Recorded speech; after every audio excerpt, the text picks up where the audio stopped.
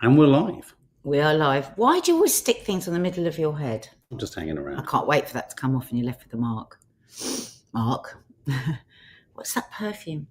I don't know. You bought me it last Christmas, Tom Ford. It's gone off. Hasn't gone off. Mark, it's gone off. It hasn't. That has not gone off. Have you had it in the light? No, I've had it in the dark and I got it last year. If you're telling me perfume goes off in a year, you bought me it. Oh, I don't like it, Mark. Sorry, I really don't. Can you wash it off? No. I don't like it to the point where I can't bear it. Oh, shut up. You absolute specimen. Christmas, Get off me. I bought you the wrong perfume. And the very next day, hell. it blew me away. Mark, gift it to someone. Come on, tell us what we're doing. Anyway, sorry, guys. I have a bit of a hangover. I'm a bit fuzzy. I'm a bit muzzy because yesterday it was the first Christmas party of the season and my last because I don't really go to Christmas parties. I was going to say, you remember the days when you used to go out and, I don't know, you'd come back and you'd have shaved your pubes into a heart or something. Do you remember? Weird, Did you? Weird things that you used to get up to. Oh. Yeah. You used to fire arrows at your belly button and things like that. Do you remember? Oh, God, he's proper going stupid today. Can't do this. I'm too tired. Oh, well, get over it. So a little bit debauched, but feeds in very nicely to one of our stories today because I was home by 9:30. And the new going out ends at, for most people, 9 o'clock, back in time for Newsnight. So we're going to be talking about that. I love this new way of living. We're also going to be looking at the assisted dying campaign, which some have called TWEE, but we've both got strong opinions on that. Mm-hmm. And also it's women wearing their men's clothes, which has always been a thing. But in fact, I've always really been jealous of those girls. Jealous, is that the right word? Envious, I suppose. Of those girls that can just throw on their boyfriend's boxer shorts and look like a supermodel. It's not quite the same for me. Who knows? Maybe at some point during this live, I will go away, find a pair of Mark's boxer shorts and put them on. What do you think? I don't know. I think I should be true to my word. What if you labia pops out? Mark, now, right, I'm not going to do it with you today. I'm not doing this.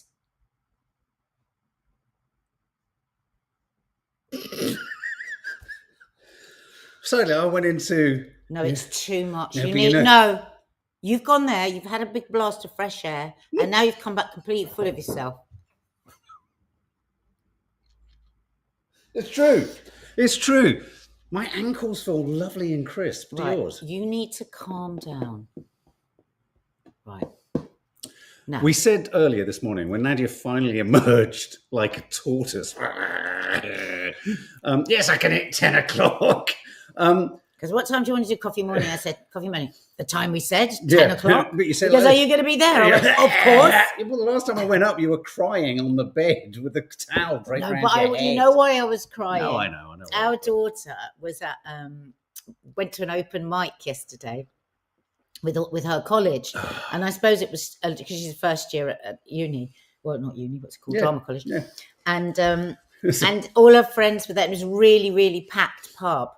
And it's this really shaky video of her singing on the open mic night. And I was just like, oh, she's just living a life. And it was so sweet because I was just so. And also, you know why she was went to the bedroom and I was like, he said, "Are you all right, man?" I'm so happy for my day. I mean, we'd gone through the whole narrative in the car, but she was singing Donny Hathaway.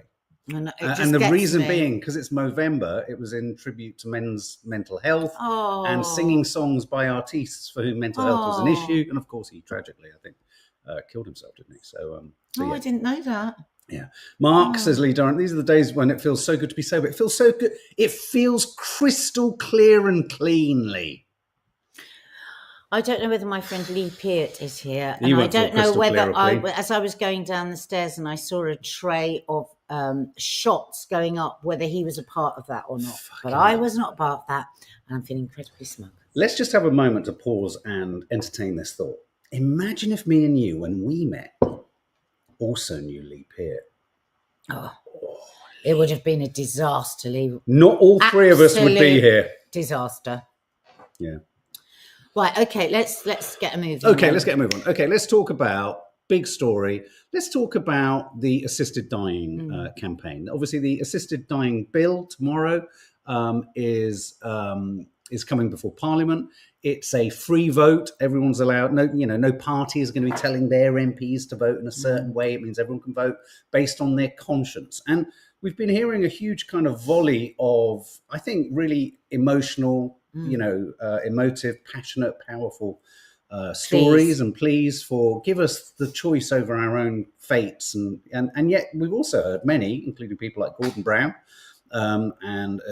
previously David Cameron, but now not. He's gone the other way. A lot of people saying this is the thin end of the wedge. This is the start of a slippery slope, etc., etc.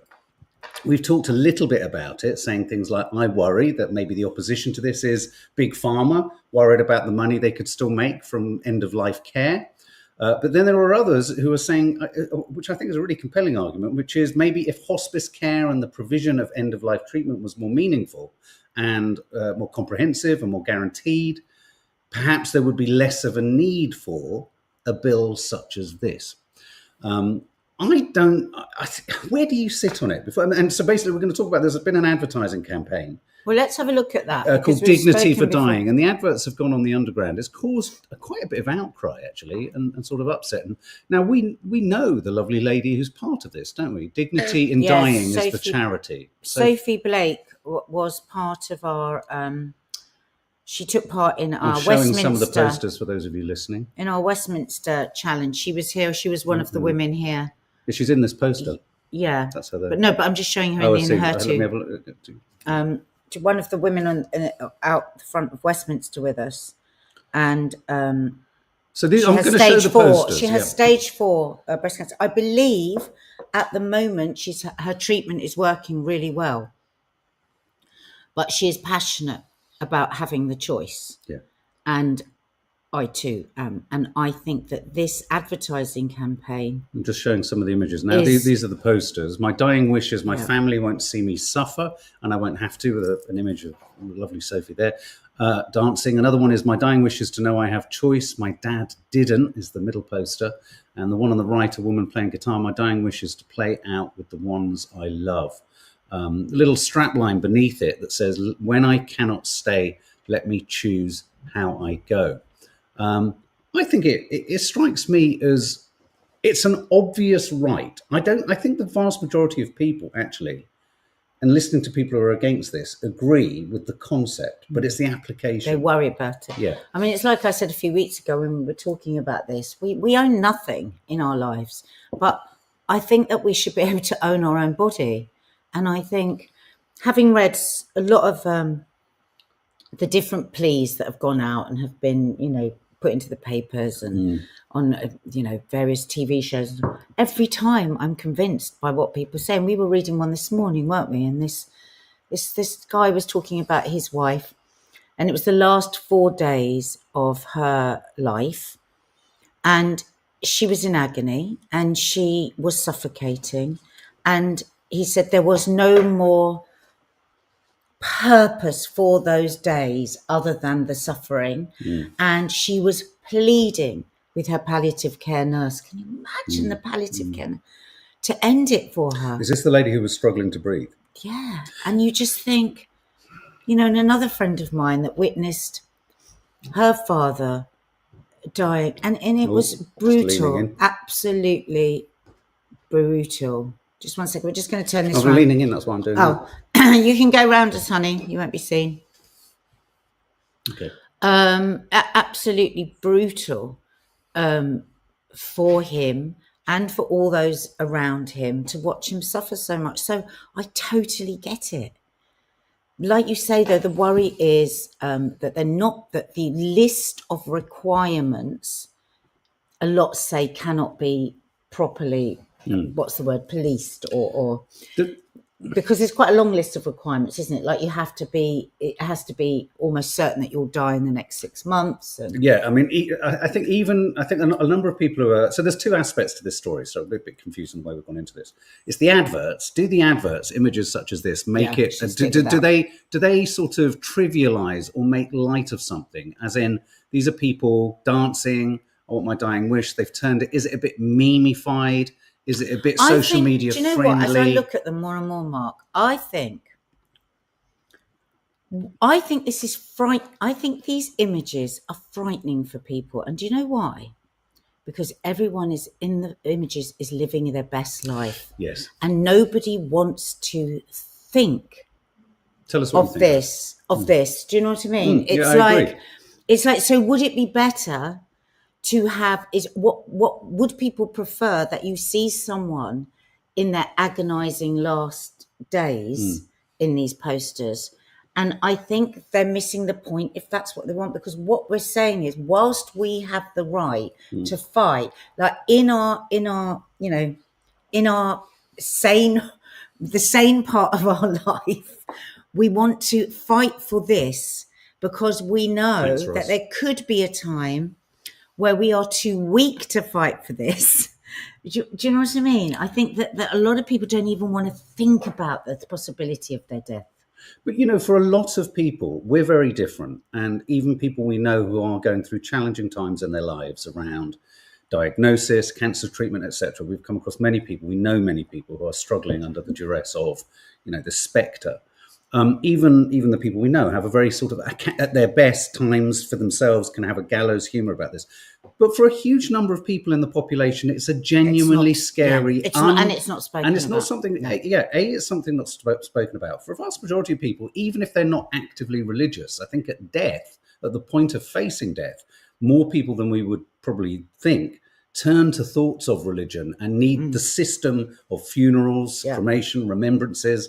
And yes, I agree. I think my sense of things is our approach to death is dour, it's dark, it's slightly depressing. And I wonder if this is just this is the first time I've ever seen anything. When I look at these posters, it's the first time I've seen anything approaching a breeziness of, if you like, and a kind of positivity. But I'm not articulating myself well at all, and it's because I'm hungover. I think it's a good thing. But I think that we have such a problem with accepting that death is part of life. And these posters are filled with life. I remember when you had the conversation with the death doula, the death midwife, and she said, death is a part of us, and we shy away from it, and we don't want to look at it because it frightens us. I think you're right. More people that I know than would say, oh, don't. Oh, no, I can't think about it. And so I think that a lot of people that are against this bill are also against the whole question of dying. Someone's just asking, what are these posters for? If you're not in the UK, an assisted dying bill, they're potentially by the end of tomorrow, the ability to have assisted dying as a choice in your life, or the end of life, is coming before Parliament, and there's going to be a vote on it. It's a massive deal in this country. It's probably one of the most significant private members' bills, alongside, I'm trying to think way back when, Mum, if you watch this, you could remind me, there was a huge moment when the abortion bill came in, where they wanted to pull back the duration that you could be pregnant, etc., before you could have abortions. This is a massive human rights bill. This is, as you've always said, we don't control anything really about ourselves. And so why could we not have this? And there are many caveats in place, though there is a huge challenge to what those caveats are. I.e., you need 2 doctors to sign you off. If one doesn't, will people shop around for doctors until they do?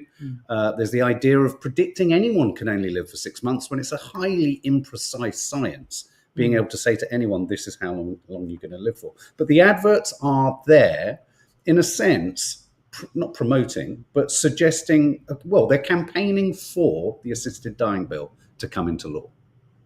And a number of people, the Telegraph, not surprisingly, have said this is the TWEEification of death, the TWEEification of the assisted dying laws. And I don't know. I think it's just like, I think it's more of, we live and we die. We live and we die, and we can't look away from that. But maybe we could help some people out of the most horrific suffering. Yeah, I just can't see what's wrong with that. I don't think it is the thin end of the wedge either. I just don't. Don't think there's going to. It's been this hard to get thin edge of the thin.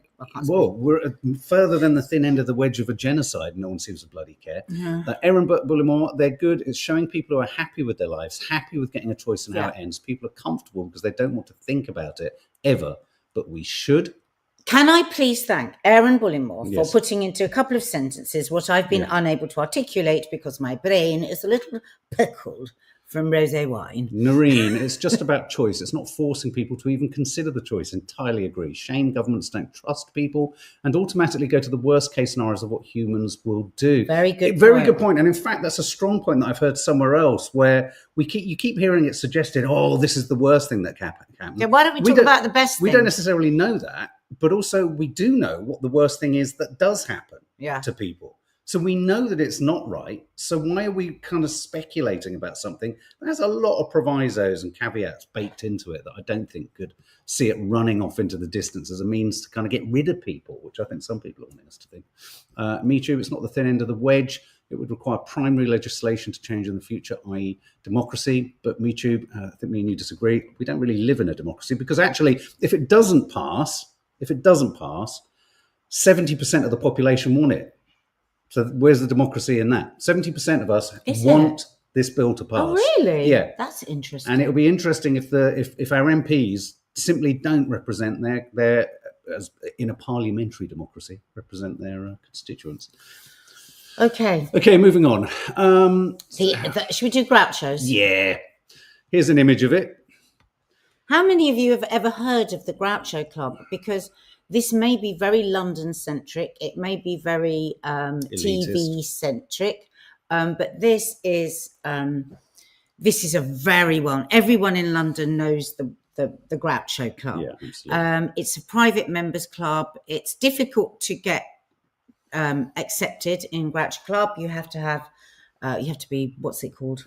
Blackballed. Speak for me. You're going to have to help me more. I can't say words because of my And if brain. I stepped in, you'd say I was mansplaining. No, when I go like this, you've got to say the word. You have to be accepted. You get nominated, and then you get nominated by two people, and then you get a black ball pulled out of a sack. And No, you don't. Okay, don't go crazy. I just wanted one word. Yeah. And then it's seconded. I do apologise. Next time, tell me how many words, what volume you want, and for how long you'd like me to say it. When I hit you once, that's one word. Right, okay. So I needed nominated. Labia. Okay, there you go. So I need to nominate having to be my brain today.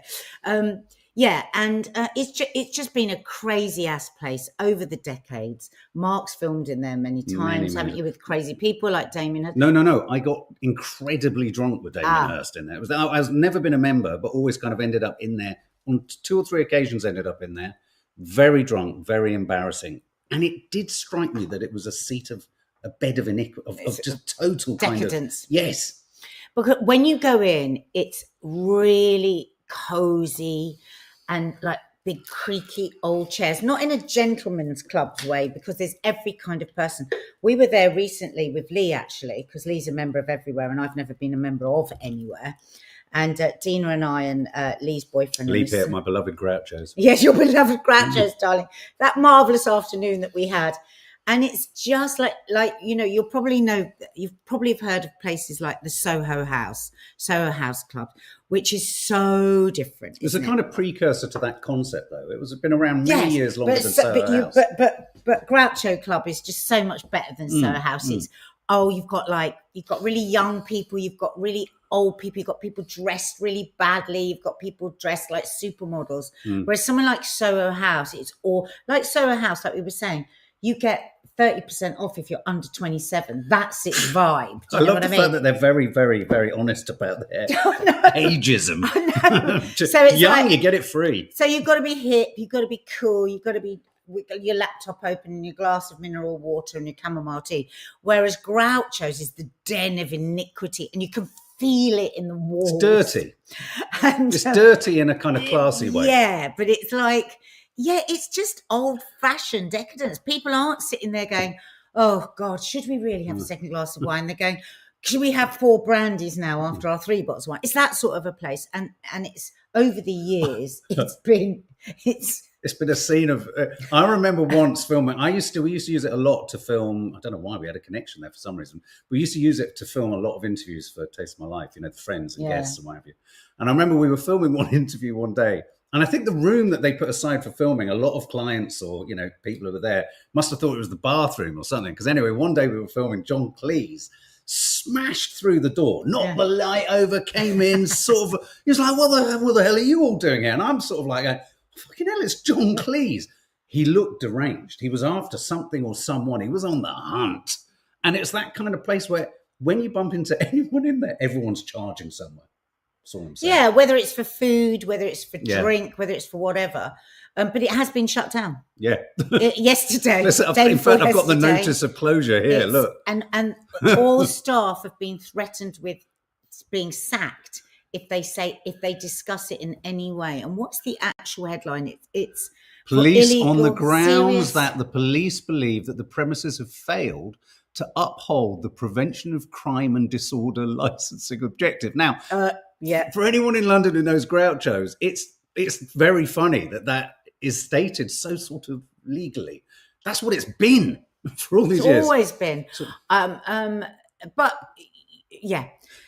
I've got some images that I thought No, I know, without libeling everyone and everything, including your shoes. Yeah. I'm going to show you some images from the heyday. Now, of course, you can't take any photographs inside Grouchos. Grouchos was possibly alongside the Ivy, certainly when we met and when you were in EastEnders and all that. I think the Ivy restaurant and Grouchos were it. They were very much it. Soho House just came out. I mean, the Ivy then opened 20 yes, exactly. restaurants, but the Grouchos has always been the Grouchos. So it's like higgledy-piggledy stairs. Yeah. Like suddenly you see some awful, like really ugly chrome chest of drawers or something. But then they put lots of Damien Hirst and then you go into another room with beautiful antiques. Yeah. And you know, when he won the Turner Prize, and back in the day, artists used to win, I think it was £20,000. He went straight to Grouchos and just bought. Put the entire £20,000 behind the bar. Yeah. But Damon Albarn said, nobody even noticed because we were. What did he say? Weren't they giving £1,000 tips? Just den of iniquity. So let's read some of I'm going to show you some of the photos, and at the same time, bear in mind you don't get any photos inside because no press is allowed in there. So doorstepping, you and Dina were photographed coming out there from Lee's the other day. Oh my God, we looked so. We didn't share the photos, but anyway, here's some images. You get packed every time. I'm just going to remove.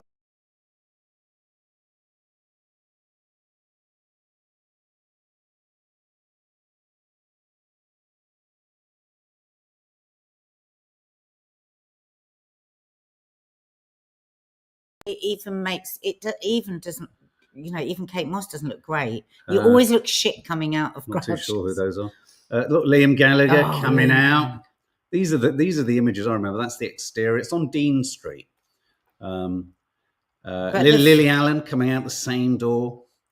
Sienna Miller. But the thing about there is Law coming out. I mean, how bless him. That chest, eh? That's Mark Ronson doing a gig quite recently, actually. Cara Delevingne getting into the car with Rita Ora. That's obviously quite a heavy night there. She's the creator or one of the founders. There's Camille Khalil, I think is the name of the lady. There's Keira Knightley jumping into a cab.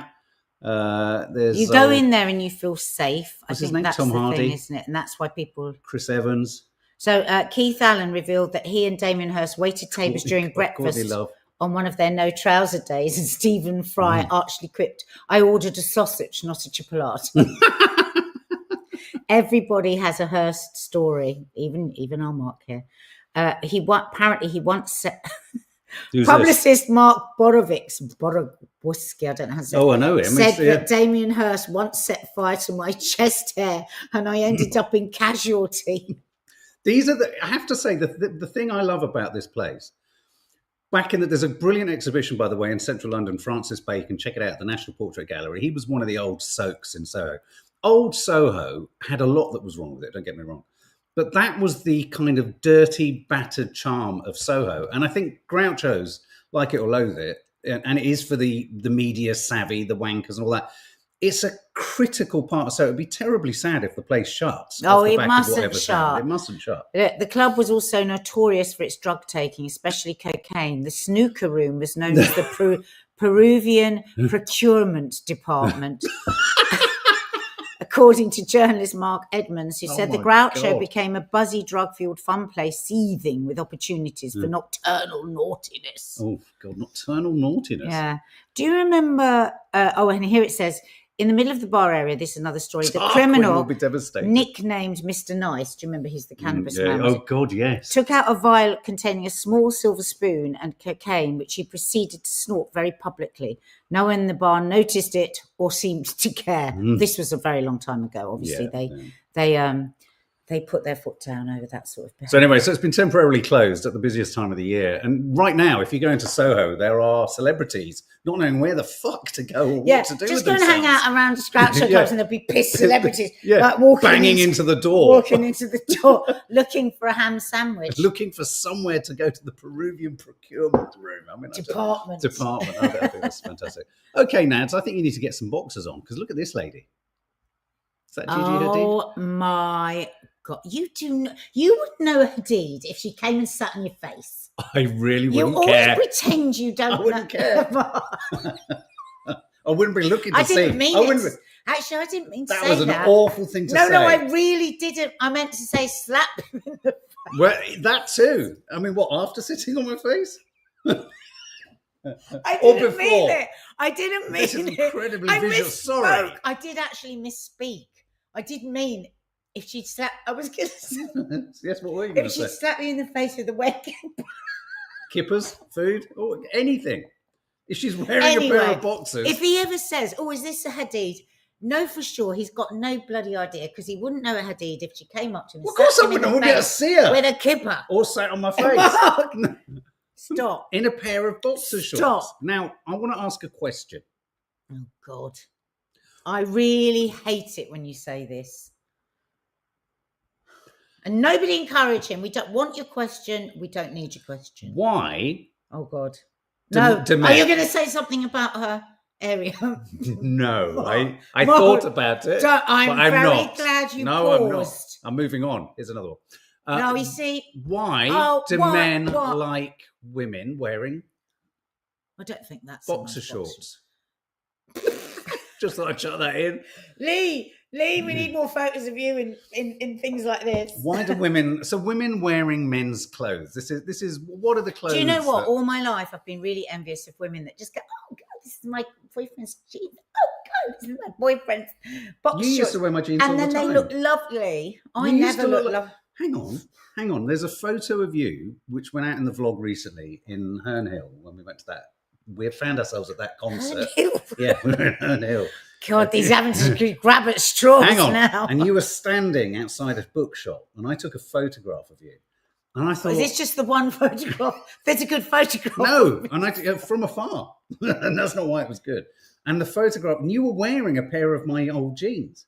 Christ. And they suit you so well. How many years ago was this? Earlier this year, 6 months ago. Oh, the denim jeans. Yes. Yeah. Yeah, what's wrong with you? Yeah, they look nice. When we first met, I would sometimes wake up in Bristol and go, where the fuck are my jeans? And she'd taken my fucking jeans. Jeans, jackets, I love it when my daughters ask me for a shirt. I love that. But it annoys me when you ask. And yesterday, I was in the car. Hang on, yesterday, one of the kids had forgotten to take a coat. Where the fuck is it? They took my Cornish jumper. You won't get that back. She said, this is nice. Yeah. When she says that, it's ta-da. And then when I stole it back last time, she went, "Oh, is that my top?" I went, "Yeah, the top piece." This is outrageous behaviour. This isn't vintage. This is my life. Just theft. This is my life. This is my life. It's my life. It's my life. Get your boxers on. Oh God, I'm going to look so Go on. hideous. I thought you were going to do it. I wish I didn't have to go upstairs and find them. Just rip your pants off. Mark!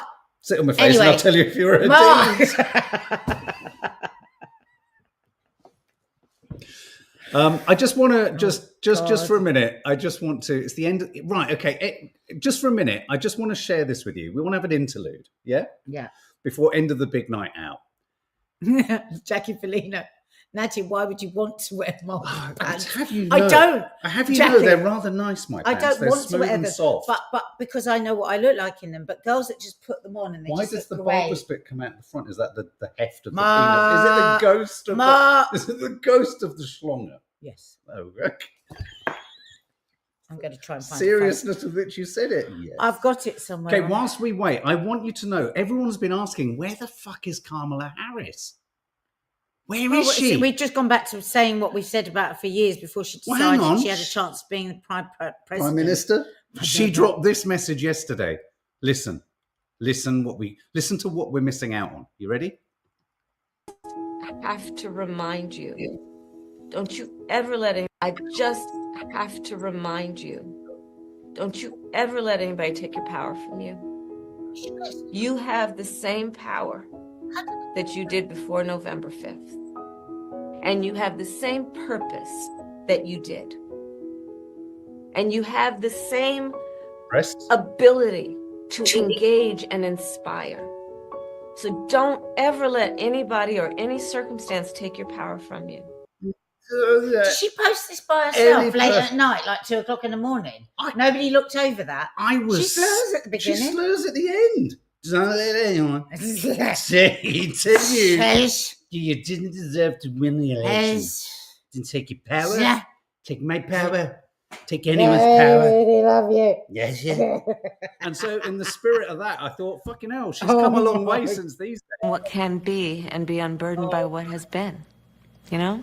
What can be unburdened by what has been. What can be unburdened by what has been. What can be unburdened by what has been. What can be unburdened by what has been. What we can see, what we believe can be unburdened by what has been. What can be unburdened by what has been. What can be unburdened by what has been. He's right. I mean, the thing is, you know, I'm a great believer. If you've got a great line, it's fine to keep using it. Yeah. But there's not a person in the whole world that has ever understood what the fuck that means. What does it? Let's unpack it. What does it actually mean? Say it again. Okay, let's say it again.